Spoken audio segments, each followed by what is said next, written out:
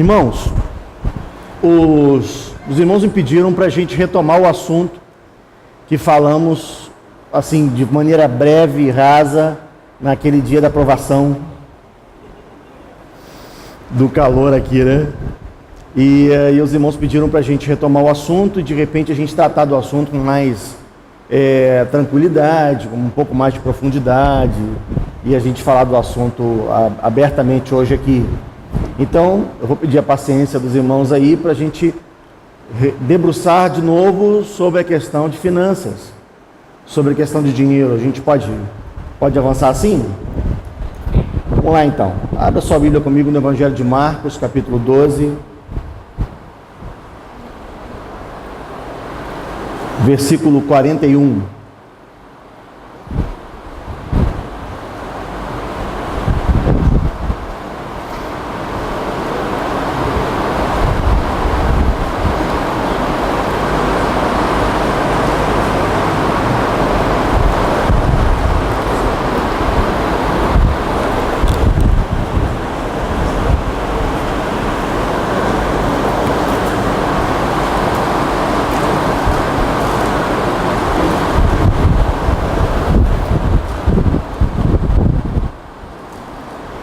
Achou aí?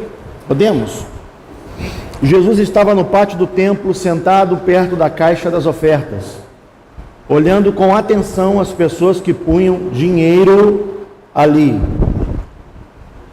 Muitos ricos davam muito dinheiro. Então chegou uma viúva pobre e pôs na caixa 2 moedinhas de pouco valor.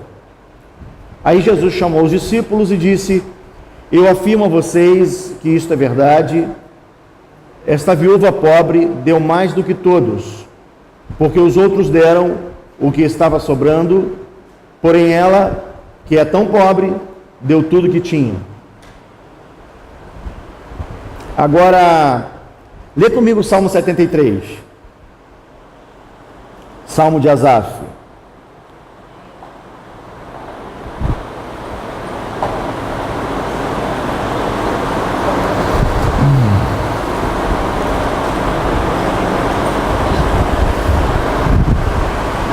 Podemos? Eu vou ler só alguns versículos desse salmo, não vou ler ele inteiro não. Na verdade, Deus é bom para Israel, mas Ele é bom com os que são puros de coração. Porém, quando eu vi que tudo ia bem para os orgulhosos e os maus, quase perdi a confiança em Deus, porque eu fiquei com inveja deles. Os maus não sofrem, eles são fortes e cheios de saúde. Eles não sofrem como os outros homens, não têm aflições que os outros têm. Por isso usam o orgulho como se fosse um colar e a violência como uma capa. O coração deles está cheio de maldade e a mente deles só vive fazendo planos perversos. Eles gostam de caçoar e só falam coisas más. São orgulhosos e fazem planos para explorar os outros. Falam mal de Deus que está no céu e com orgulho dão ordens às pessoas aqui na terra. Assim o povo de Deus vai atrás deles e crê no que eles dizem. Eles afirmam: não, Deus não vai saber disso. O Altíssimo não descobrirá nada. Os maus são assim. Eles têm muito e ficam cada vez mais ricos. Parece que não adiantou nada eu me conservar puro e ter as mãos limpas de pecado. Pois tu, ó Deus, me tens feito sofrer o dia inteiro. E todas as manhãs me castigas.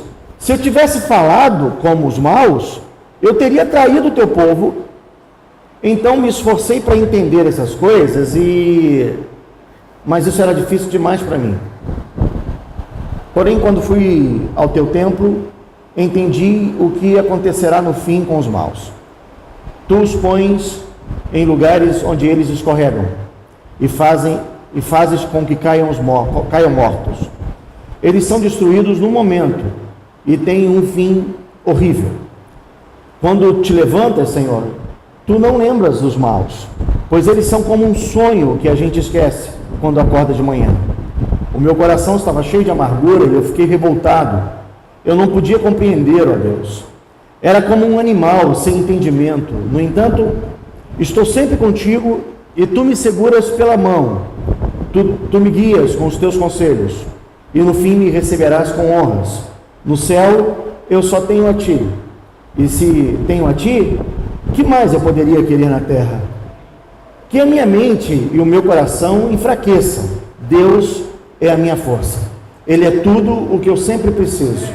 Os que se afastam de ti certamente morrerão, e tu destruirás os que são infiéis a ti. Mas quanto a mim, como é bom estar perto de Deus. Faço do Senhor o meu refúgio e anuncio tudo o que Ele tem feito. Eu disse que leria só alguns versículos, li só todos.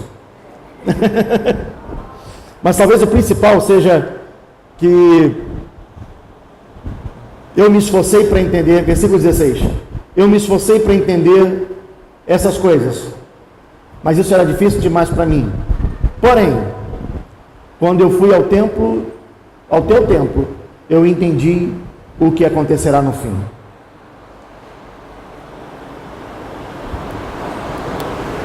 O assunto de Asaf é dinheiro, né?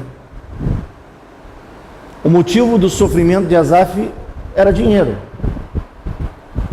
A angústia do coração de Asaf se traduzia na questão financeira.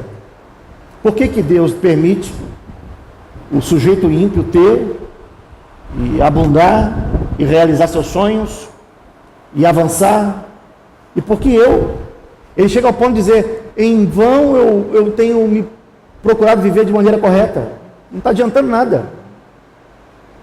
Eu não sei quanto a você, mas eu já me senti assim algumas vezes. Mas é o versículo 16 e 17, a meu ver, que trazem o segredo de Asaf não ter se perdido completamente. O segredo de Asaf não ter se desviado completamente. Até que entrei no santuário de Deus, diz a outra tradução. Até que eu fui ao Senhor. E quando eu fui ao Senhor, minha percepção de mundo mudou.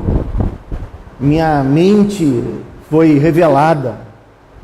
Eu tive refrigério e graça. Eu compreendi coisas. Eu discerni coisas. Dinheiro tem sido motivo de muitos males para muita gente.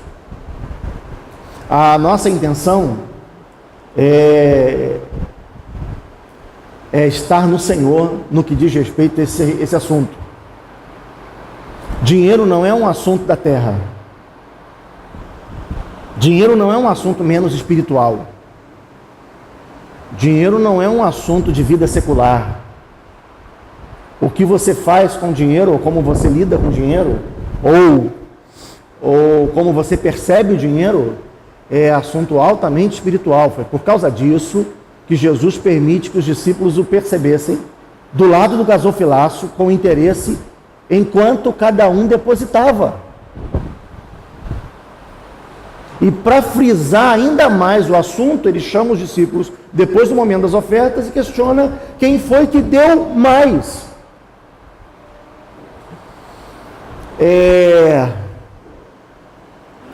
Ele queria espiritualizar o assunto.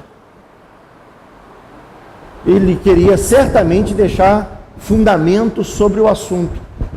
Ele queria certamente chamar os discípulos e ensinar os discípulos para que ensinassem aos outros, para que chegasse até a gente, de que dinheiro é tão espiritual quanto oração, jejum.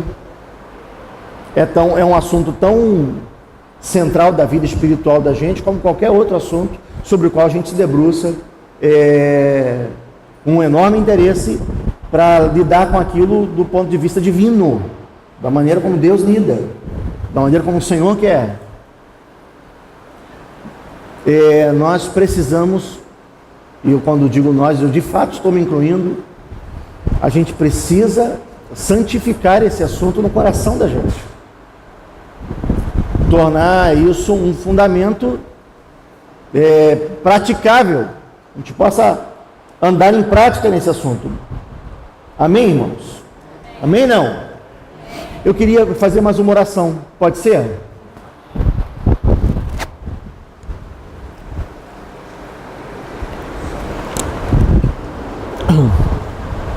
Vamos fechar os nossos olhos mais uma vez? Então, Senhor, eu quero pedir mais uma vez, como Sasha me pediu, que seja sua graça sobre a nossa mente, o nosso coração, de maneira que os irmãos recebam muito para além do que eu sou capaz de dar. Que cada filho teu aqui, Senhor, receba muito mais do que a minha voz pode comunicar, que o Senhor esteja dando em cada coração uma revelação da sua palavra, verdadeira, profunda. Nosso clamor, Senhor, é que o Senhor venha nos inspirar acerca desse assunto, nos conduzir acerca desse assunto, nos dá a tua palavra, Senhor, essa manhã, que a mão do inimigo seja retirada de nossas finanças, e que elas sejam plenamente santificadas ao Senhor, para o teu propósito, para cumprir os teus intentos, que o nosso coração e a nossa mente seja liberta de todo grilhão, de todo sofisma, de toda mentira maligna, e que a gente seja livre, Senhor, em nome de Jesus. Amém. Separei três maneiras de santificar recursos, de tratar o assunto dinheiro na nossa vida como um instrumento de Deus. A primeira delas é que é preciso haver senhorio de Cristo no lugar do governo do mundo, no que diz respeito aos recursos. Porque quanto a nós, igreja, nós fomos transportados do império das trevas para o reino do seu amor, para o reino da sua maravilhosa luz. O Senhor mudou. Quando a gente se dá ao Senhor, significa que houve uma mudança de governo. Há uma mudança de domínio. Talvez seja diferente, porque sim, vivíamos sobre um domínio, império. Agora vivemos sobre um governo, ao qual nós voluntariamente nos entregamos, nos demos ao Senhor, e nos interessa que venha sobre nós o seu reino, amém não? Venha teu reino, a gente não diz isso na oração, que venha o reino do Senhor sobre as nossas finanças.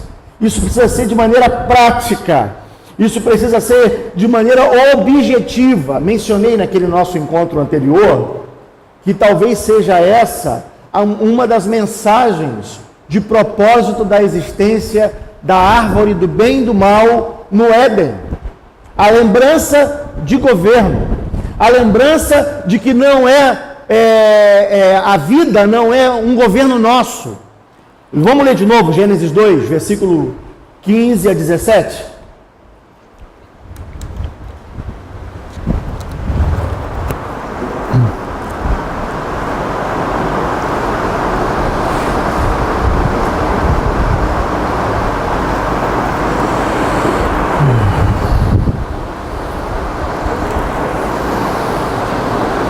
Então o Senhor Deus pôs o homem no jardim do Éden para cuidar dele e nele fazer plantações.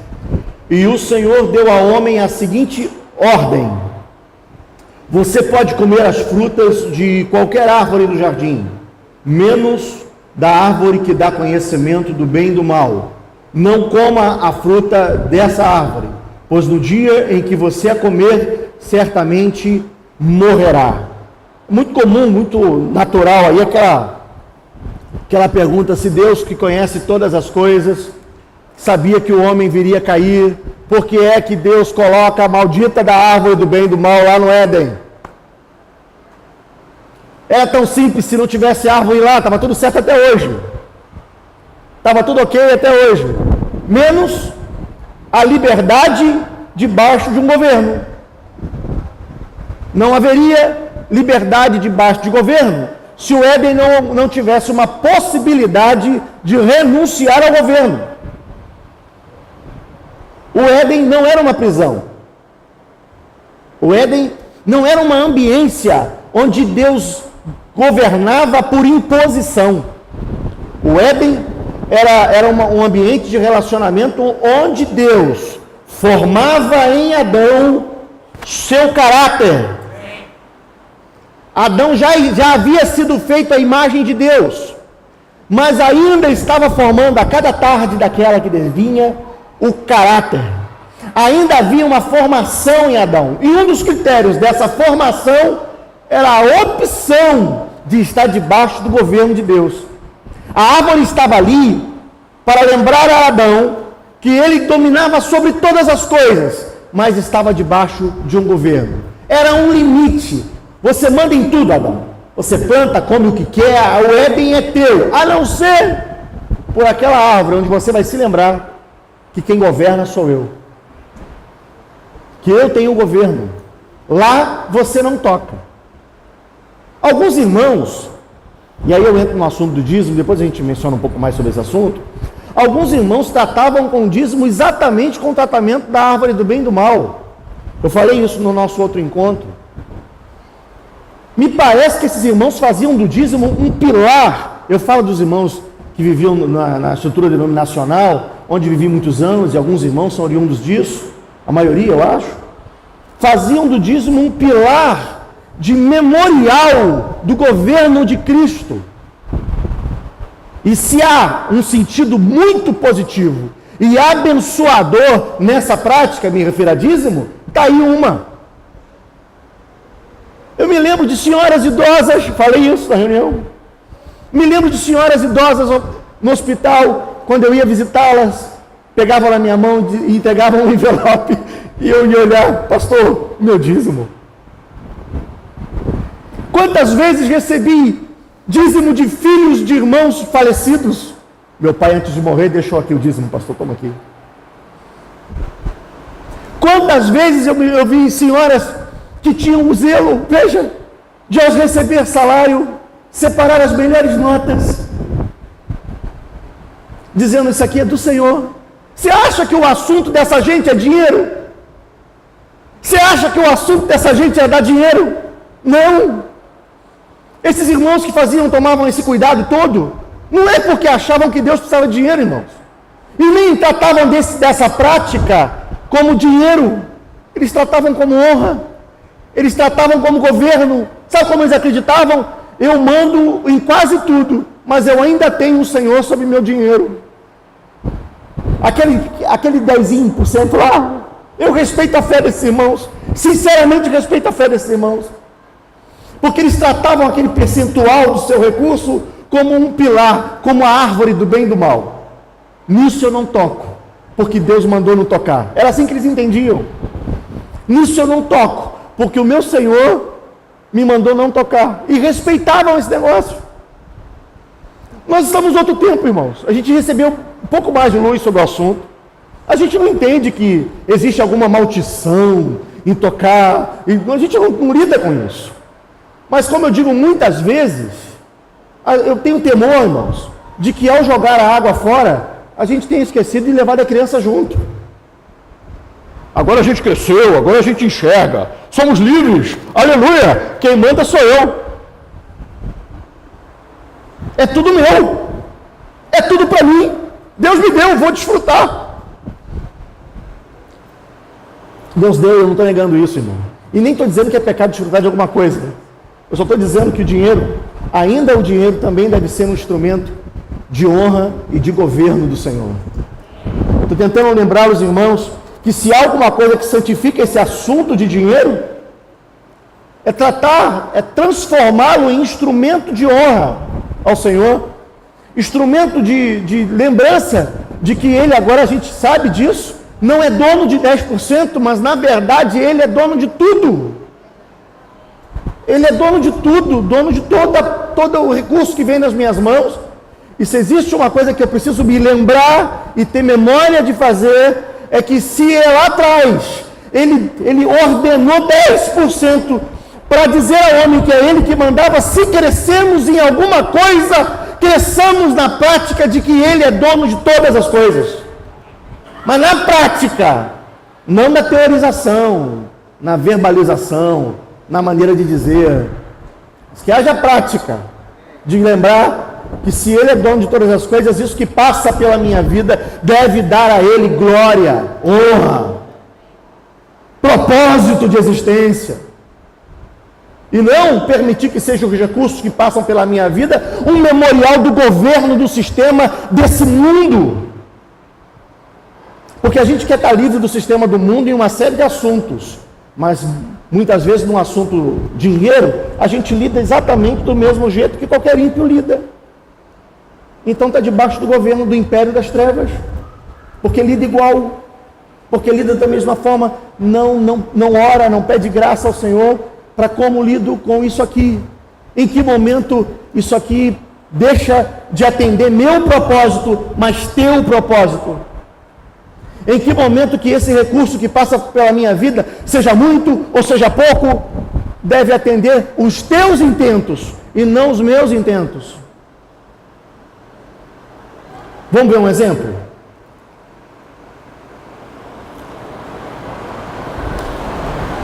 João 12, versículo 3.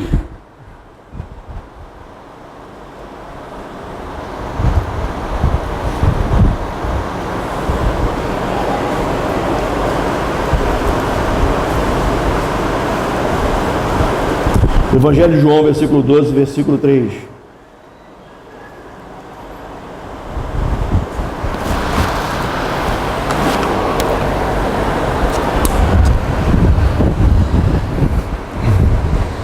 Então Maria pegou um frasco cheio de um perfume muito caro. Diga, muito caro. Só para frisar isso, ó. Feito de nardo puro. E ela derramou o perfume aos pés de Jesus e os enxugou com os seus cabelos, e toda a casa ficou perfumada. Mas Judas Iscariotes, o discípulo que ia trair Jesus, disse: esse perfume vale mais de 300 moedas de prata, por que não foi vendido e o dinheiro dado aos pobres? Pode parar aí. A mulher desperdiça dinheiro de 1 ano de trabalho, é o que se traduzia aquele perfume. 1 ano de trabalho de um operário, de um funcionário. É o que a economia da época dava. O nardo guardado em vaso de alabastro normalmente não era nem usado como perfume. Normalmente era usado como uma espécie de cofre. Era uma economia. Alguém que guardava dinheiro o fazia guardando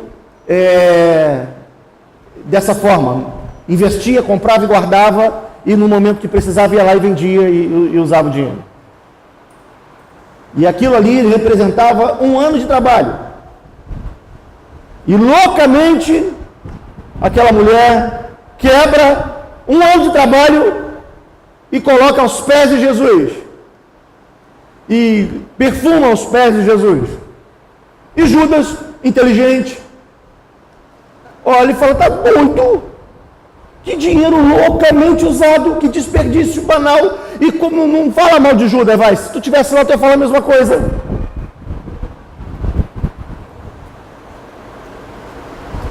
Jogado aos pés. Isso é uma utilização equivocada do dinheiro. Louca. Para qualquer pessoa natural é louco. E muitas vezes será louco a maneira de usar o dinheiro, se você ouvir Deus para usar seu dinheiro.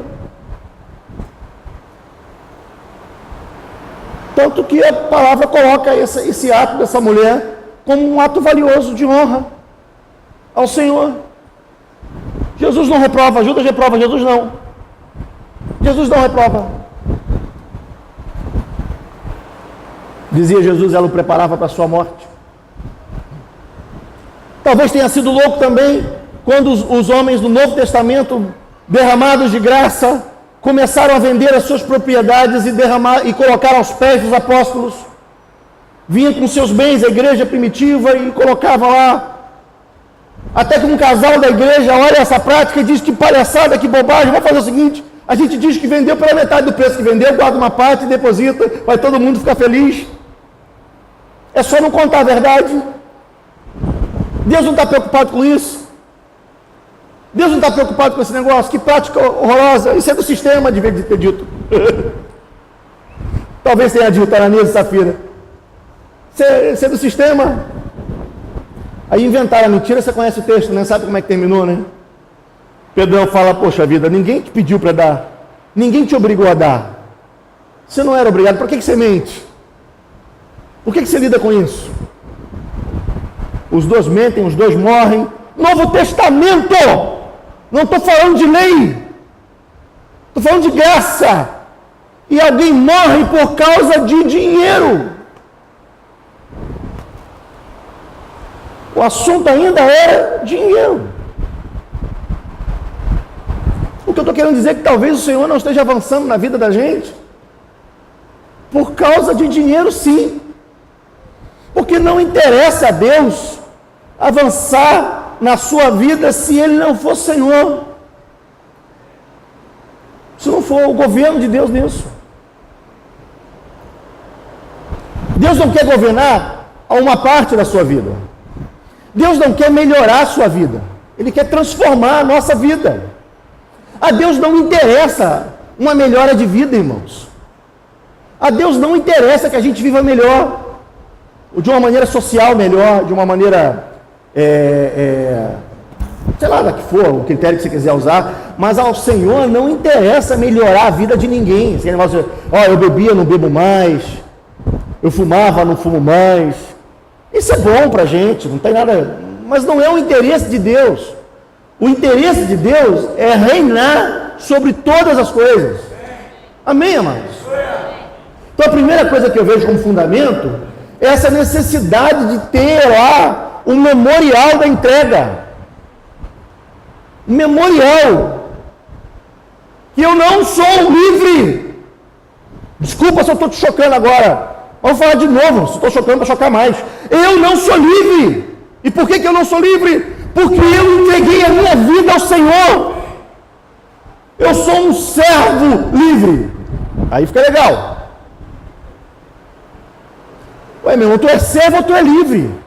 Não dá para ser servo livre, só no reino de Deus. Só no reino de Deus. Porque essa conexão servo e livre é ambígua, é conflituosa, ela não cabe. Porque o servo essencialmente não é livre, ele é escravo. E por que no reino de Deus há a possibilidade de ser servo livre? Porque eu não fui dominado, a cruz não me foi imposta. Eu aceitei o convite de negar-me a mim mesmo, tomar a minha cruz e segui-lo, ter Jesus como referência. E daí, a partir daí, isso me faz livre do pecado e do mundo. Mas quanto a Deus e aos irmãos, sou servo e escravo. Amém, não? Pode dar amém a isso, não? Amém, amados? Então tem que tomar cuidado de transformar esse conceito de liberdade em heresia eclesiástica. Espiritualizar uma heresia. Cuidado com esse assunto. Eu quero ter governo de Deus sobre a minha vida, inclusive sobre as minhas finanças. O que eu estou querendo dizer com isso? Não faço o que quero, devolvo para Ele. Ele é Senhor sobre todas as coisas, inclusive sobre o dinheiro. Segunda coisa, segundo assunto, vamos avançar. É preciso haver serviço em lugar de benécias. Talvez isso te ajude a ver melhor. Mateus 19, versículo 20 até o 24.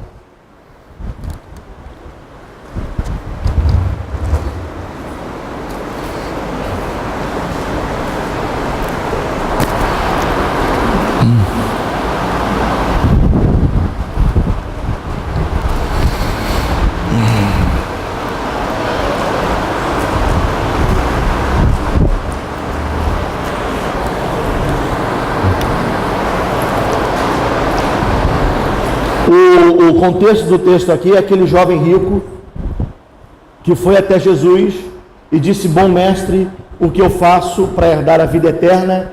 E Jesus disse a ele: vai, cumpre a lei e está tudo certo. Aí ele responde a Jesus, versículo 20: eu tenho obedecido todos esses mandamentos, respondeu o moço, o que mais me falta fazer? Jesus respondeu: se você quer ser perfeito, vai, venda tudo o que você tem, dê o dinheiro aos pobres, assim você terá riquezas no céu, depois venha e me siga. Quando o moço ouviu isso, foi embora triste, pois era muito rico. E Jesus disse aos discípulos: eu afirmo a vocês que isso é verdade. é muito difícil um rico entrar no reino do céu. E digo ainda que é mais difícil o rico entrar no reino de Deus do que um camelo passar pelo fundo de uma agulha. Isso quer dizer que Jesus estava condenando ricos ao inferno e pobres à eternidade? É claro que não. Claro que não. O que talvez, e que certamente Jesus estava querendo dizer, é que é muito difícil colocar as finanças debaixo do governo de Deus, ao reino de Deus. É muito difícil. É muito difícil estar debaixo do reino de Deus quando está indo bem financeiramente, irmãos. É isso que Jesus estava querendo dizer. Deixar Deus governar teus recursos quando você não tem, é mole.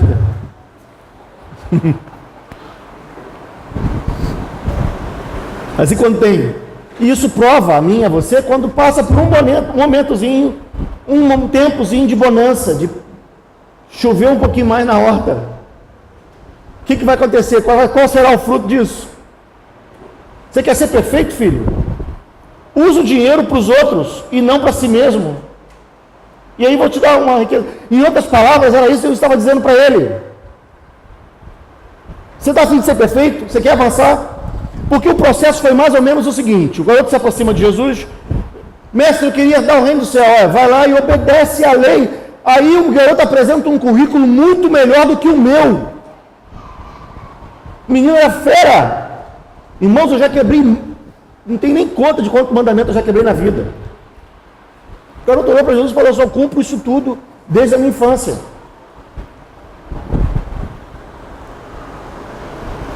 É o presbítero que todo mundo queria ter, esse menino. Currículo ilibado, certinho. O único encrenca dele é que quem mandava no dinheiro era ele, e a prova disso é que o dinheiro era só para ele. Você está afim de ser perfeito, filho? Vamos fazer o seguinte: transfere o alvo do teu dinheiro, usa o dinheiro para os outros, vem comigo e você vai ter uma riqueza diferente.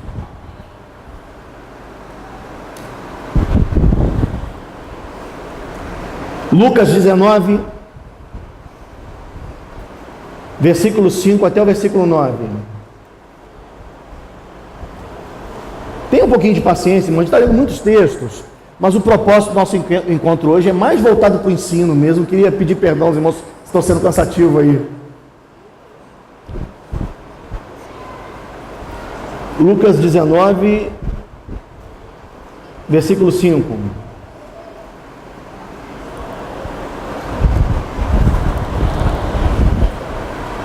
Quando Jesus chegou àquele lugar, olhou para cima e disse: Zaqueu, Zaqueu, desce depressa, pois hoje preciso ficar na sua casa. Zaqueu desceu depressa e o recebeu na sua casa com muita alegria. Todos que viram isso começaram a resmungar: esse homem foi se hospedar na casa de um pecador.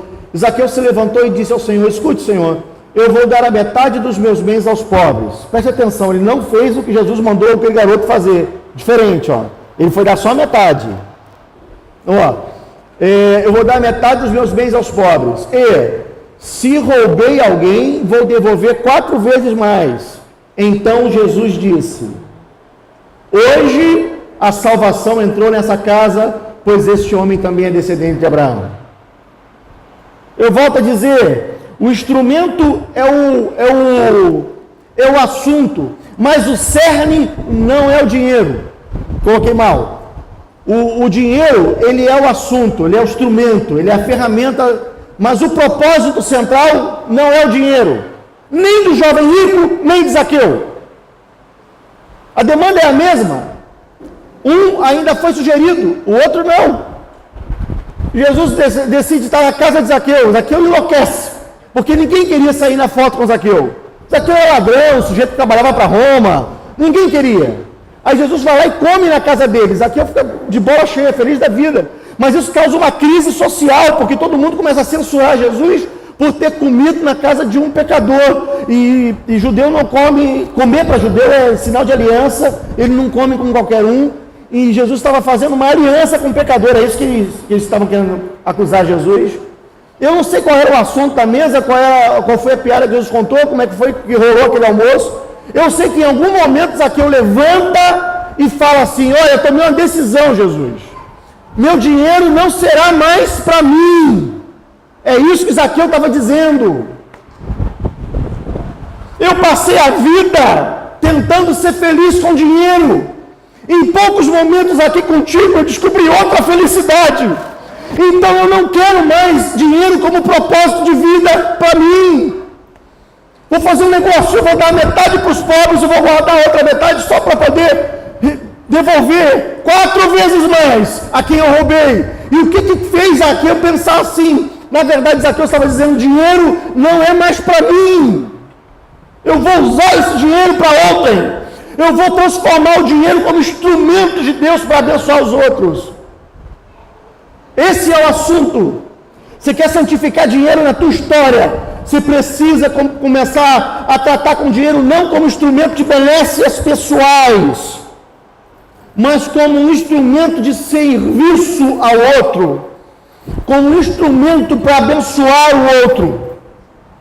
Esse é o fundamento do uso do recurso. Em último lugar, já vou terminar. O dinheiro, o uso do dinheiro deve estampar um testemunho de Deus e não servir ao meu ego pessoal. Eu vou ler um texto só de Gênesis capítulo 28. E aí é que eu volto àquele assunto do dízimo que eu falei que falaria no início. Gênesis 28, versículo 12.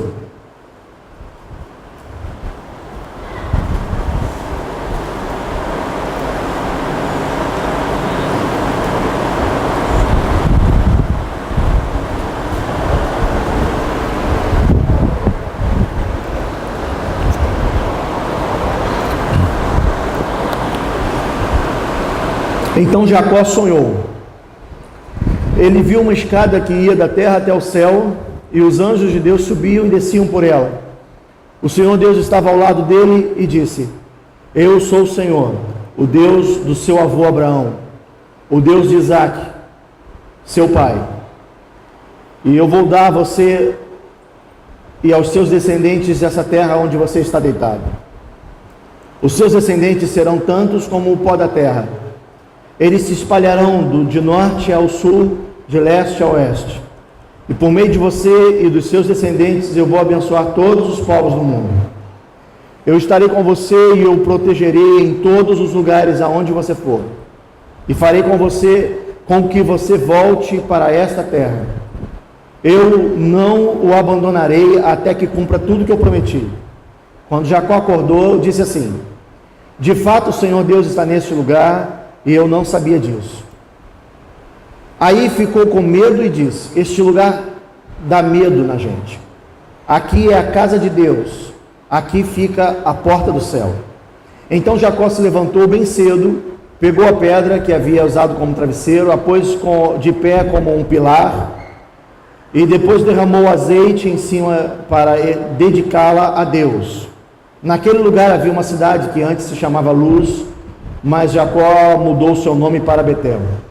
Ali Jacó fez a Deus a seguinte promessa: se tu fores comigo, e tu me guardaste nesta viagem que eu estou fazendo, e se me deres roupa e comida, e se eu voltar são e salvo para a casa do meu pai, então tu, ó Senhor, serás o meu Deus. Esta pedra que pus como pilar será a tua casa, ó Deus, e eu te entregarei a 10ª parte de tudo quanto me deres. Esse assunto aconteceu no tempo da lei, amém? Amém? Ninguém me corrige? Me ajuda, gente. Esse assunto aconteceu no tempo da lei, amém? Amém nada, velho. Não tinha lei ainda. Não tinha nada de lei aí, só para deixar um ponto. Depois a gente volta nele, peraí. Jacó estava desgraçadamente perdido, totalmente ausente de graça. A história de Jacó até ali foi só uma desgraça, de fato. De fato, ele já nasceu com uma encrenca, porque os fetos estavam,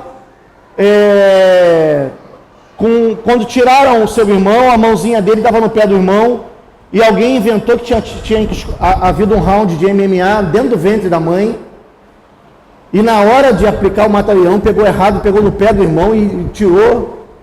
Em outras palavras, a crença popular foi de que havia uma luta no ventre e que Jacó estava tentando tomar o lugar do irmão.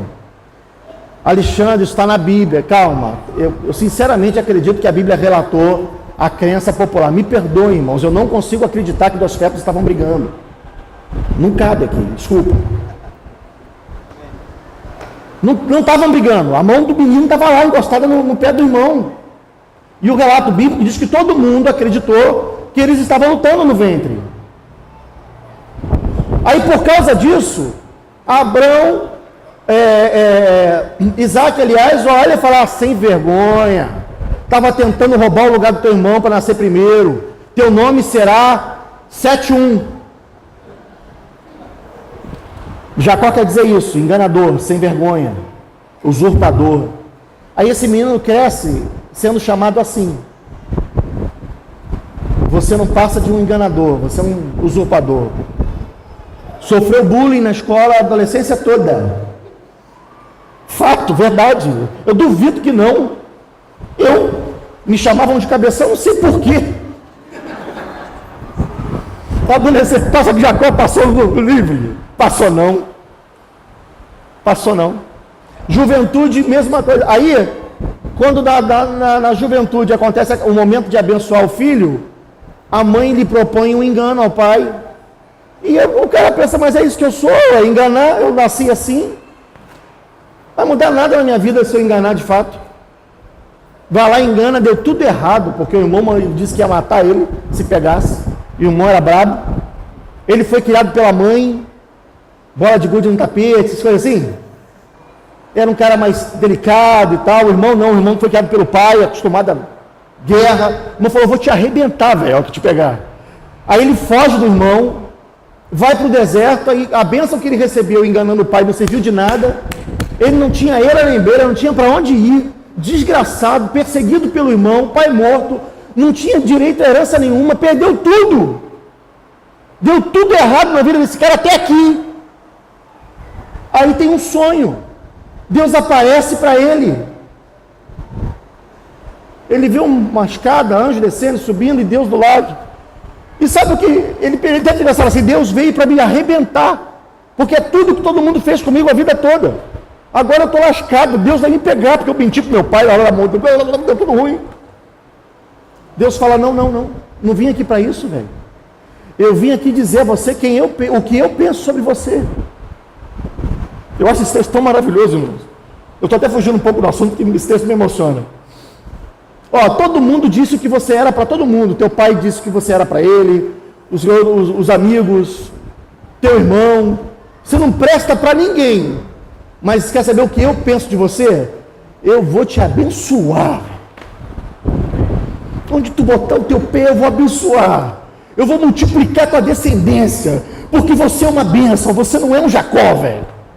Ele nem sabia, mas Deus já estava planejando mudar o nome dele. Eu vou te abençoar. Vou prosperar você. Eu vou ser contigo. Eu vou te guardar. Jacó acorda emocionado.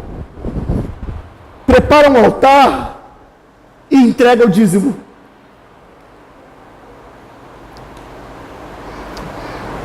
O assunto do texto não é dinheiro. Tem gente que usa esse texto para falar de dinheiro, porque Jacó estabelece o propósito de dizimar, mas não tem nada a ver com dinheiro. Sabe o que Jacó faz? Faz um altar e diz assim, Deus, eu não vou deixar que o Senhor seja fiel a mim sozinho, eu vou fazer uma aliança contigo. Eu também vou ser fiel ao Senhor. O Senhor prometeu ser fiel a mim sem eu fazer nada, eu só fiz coisa errada. Eu fiz tudo errado e Deus promete ser fiel a mim. E ele toma a atitude de Zaqueu. Ele diz assim, eu vou ser fiel a Deus também. Essa fidelidade será dos dois lados. Nós teremos uma aliança. Tudo que eu tiver, Deus, eu vou te dar a 10ª parte. Tu acha que dinheiro é o assunto? Não é, irmãos. O assunto ali é fidelidade. O assunto ali é aliança, compromisso dos dois lados. Esse texto é muito mais bonito do que tratar dele como dinheiro. É coração entregue. É coração entregue. Estamos falando muito mal de irmãos de denominação porque são fiéis a dízimo, enquanto nós não somos fiéis a Deus no assunto de dinheiro. Hipócritas somos.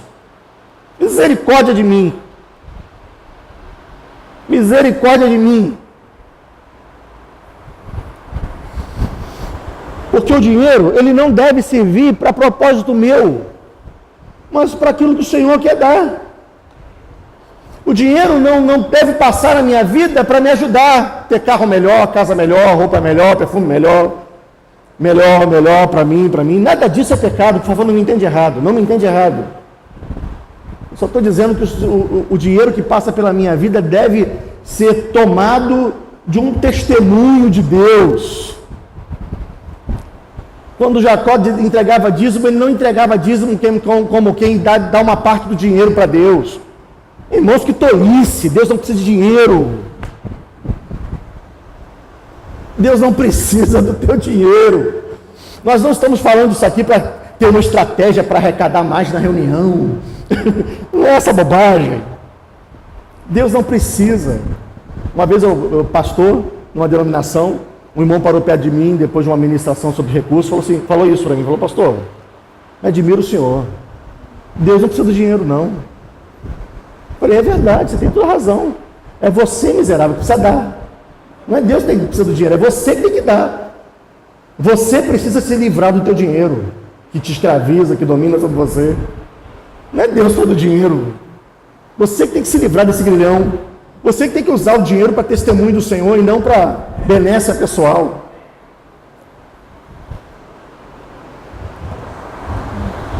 Lembra quando eu frisei que não era lei quando Jacó estabeleceu o dízimo? Dizimar? Tanto quanto não era lei ainda quando Abraão estabeleceu o dízimo? Dizimar? Eu queria dizer para os irmãos assim: nós não temos a prática de dizimar. Pelo que penso e entendo, não vai haver esse assunto. Ninguém pretende que isso seja assim, estabelecido. Mas existe um movimento, inclusive lá na denominação, alguns irmãos, que querem combater a prática do dízimo, por exemplo, lá. Olhando os argumentos, olhando essas coisas que eu vejo às vezes, eu vejo mais gente preocupada em não dar do que em de fato encontrar a vontade de Deus. Porque dar dinheiro ou não dar não é o assunto, irmãos. O assunto é o reino de Deus, é o governo de Deus. Esse é o assunto. O assunto é aqui, quando entra dinheiro na tua vida, ele te abençoa ou ele te leva para a maldição? Esse é o assunto, irmãos. Quando cai o dinheirinho lá do fruto do teu trabalho, do teu suor, esse dinheiro de fato serve a um propósito de Deus na sua vida, ou esse dinheiro só vai te arrumar mais problema? Quando você diz que venha o reino de Deus, você pode ter paz de que esse reino vem para dominar tudo, para reinar de fato sobre tudo? Ou seja, o dinheiro uma área delicada da tua história, onde Deus ainda não manda? Porque às vezes a gente fala que dele é Senhor, ele é o Senhor, ele é o Senhor, mas ele é o Senhor igual o rei da Inglaterra, a rainha da Inglaterra. Sabe como é que é a rainha da Inglaterra? Ela é a rainha, não é isso? Todo mundo reverencia a rainha. A rainha da Inglaterra mora no palácio, ela é homenageada, ela é honrada, mas ela não manda nada na Inglaterra, irmãos. Quem manda é o primeiro-ministro. A gente trata com Deus do mesmo jeito muitas vezes, a gente louva a Deus, honra a Deus, mas no fundo Deus não manda nada. A gente está trazendo esse assunto, irmãos, com o profundo desejo de que o reino de Deus avance na nossa vida, na nossa história. a começar de mim, minha própria vida. O Senhor tenha misericórdia de nós e nos abençoe. A gente pode orar. Te dou graças, Senhor, por esse tempo, por essa manhã e pela vida dos irmãos aqui presentes. Agradeço porque creio profundamente na obra do Teu Espírito em cada irmão. Creio sinceramente, Senhor, que o Senhor tem ministrado ao coração de cada irmão o Teu desejo e o Teu propósito. O Senhor é aquele que nos dá até as nossas práticas. Que venha também do Senhor o praticar, Senhor. Nos ajuda, Espírito Santo. Nos socorre. Converte o nosso coração, Senhor, a Ti. Que venha o Teu reino e que seja feita a Tua vontade em nossas vidas. Exatamente do mesmo jeito como ela é feita aí no céu, Senhor. Quando eu tratar de dinheiro, Senhor, que seja feita a Tua vontade.